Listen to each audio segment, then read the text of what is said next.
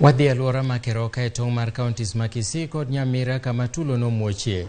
Wachore ni josol osuru e kauntis ariyogo yware ewi kiewo ma choko osuru kaluwore ni ndara emopogogi.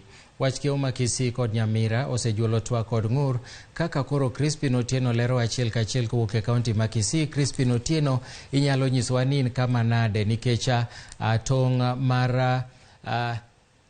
tong' mar Kisii gi Nyamira iwacho ni ndara emopogo. In kama nade ma inyalo nyisowa kata ketowa e ler ewi ywaruok madhi nyime?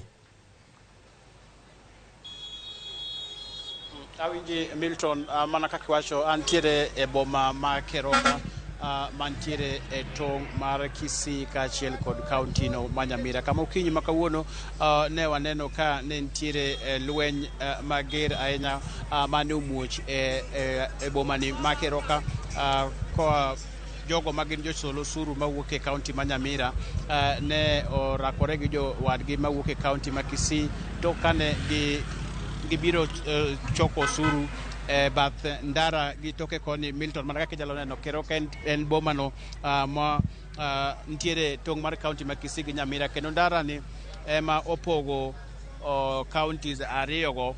Omiyo wachore ni jo kaunti ma Nyamira osebedo ka ywak ni bath ndara badakora cham osebedo ka giwacho ni mano en kaunti ma Nyamira, kendo en ywaruok mosebedo kuom higni mahawo higni 12.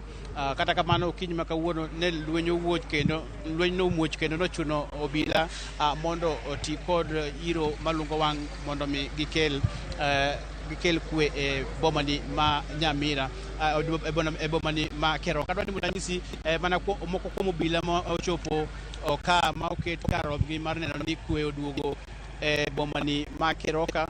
Mana kaka inyalo neno no, mane kaka weche chalo, obila mopogore moting'o nyaka majoni kaachiel kod oting'o nyaka iro malungo wang' gin akicha sani mar neno ni bomani ma Keroka odong' kod kwe.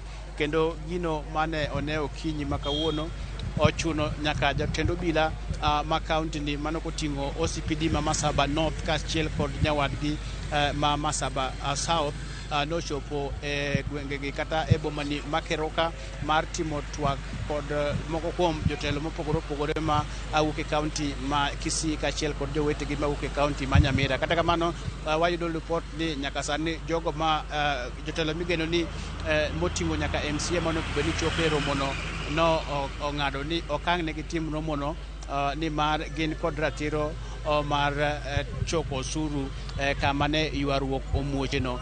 Kendo inyalo paro wik mokalo, Milton, ne waneno ka moko kuom MCAs mano mawuok e kaunti ma Nyamira no chwalo ywakgi e mbele do no mano mochung'ne weche lope kata migawo mochung'ne weche lope thurka mar neno ni gitieko ywaruok mosebedo kuom higni buora mano e bomani ma Keroka mosebedo ka kelo koko kinde ka kinde, ma nyaka kawuono bende ne waneno ka koko muoch ka yudhe mano oting'o bede, oting'o nyaka gige kata ludhe mag jembe ne kedo kod jowadgi ma jochoko osuru mawuok e gwenge ma Keroka. Kata kamano nyaka sani waneno ka koro kwe oseduogo e bomani ma Keroka. Kata kamano pod nitiere kata mana wanyalo wacho ni achiedh nade kuom moko kuom jotim ohala mantiere e bomani ma Keroka.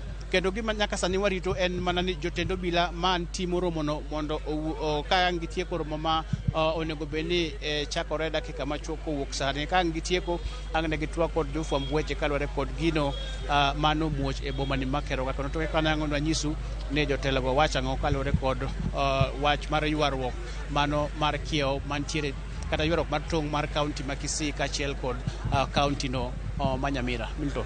Erokamano ahinya Crispin Otieno kuom